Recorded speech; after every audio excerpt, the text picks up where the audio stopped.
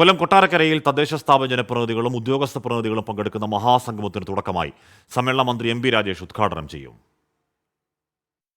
തദ്ദേശ ദിനാഘോഷത്തിന്റെ ഔദ്യോഗിക ഉദ്ഘാടനം നാളെയാണ് നടക്കുക. തദ്ദേശ സ്വയംഭരണ വകുപ്പ് മന്ത്രി എം.പി. രാജേഷ് സമ്മേളനം ഉദ്ഘാടനം ചെയ്യും. ധനമന്ത്രി കെ.എൻ. ബാലഗോപാൽ അധ്യക്ഷനാകുന്ന ചടങ്ങിൽ മന്ത്രി ജെ ചിഞ്ചുറാണി ഉൾപ്പെടെയുള്ളവർ പങ്കെടുക്കും. തുടർന്ന് തദ്ദേശ സ്വയംഭരണ സ്ഥാപനങ്ങളുമായി ബന്ധപ്പെട്ട് നടക്കുന്ന അക്കാദമിക് സെഷനുകളിൽ ജനപ്രതിനിധികളും ഉദ്യോഗസ്ഥരും പങ്കെടുക്കും. 4 വിഷയങ്ങളിലാണ് അക്കാദമിക് സെഷനുകൾ നടക്കുക.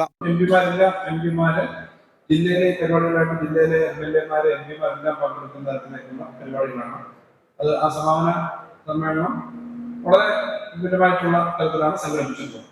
നാളെ രാവിലെ നടക്കുന്ന പ്രതിനിധി സമാപന സമ്മേളനം മുഖ്യമന്ത്രി പിണറായി വിജയൻ ഉദ്ഘാടനം ചെയ്യും. വിവിധ തദ്ദേശ സ്വയംഭരണ സ്ഥാപനങ്ങൾക്കുള്ള സ്വരാജ് ട്രോഫിയും തൊഴിലുറപ്പ് പദ്ധതിയിൽ മികവ് പുലർത്തുന്നതിനുള്ള മഹാത്മാ പുരസ്കാരവും ചടങ്ങിൽ വിതരണം ചെയ്യും. ആഘോഷങ്ങളുടെ ഭാഗമായി കലാപരിപാടികളും ഫുഡ് കോർട്ടും വിപണനമേളയും സംഘടിപ്പിച്ചിട്ടുണ്ട്. 50-ൽ പരം സ്റ്റാളുകളാണ് ഒരുക്കിയിരിക്കുന്നത്. 24 കൊല്ലം.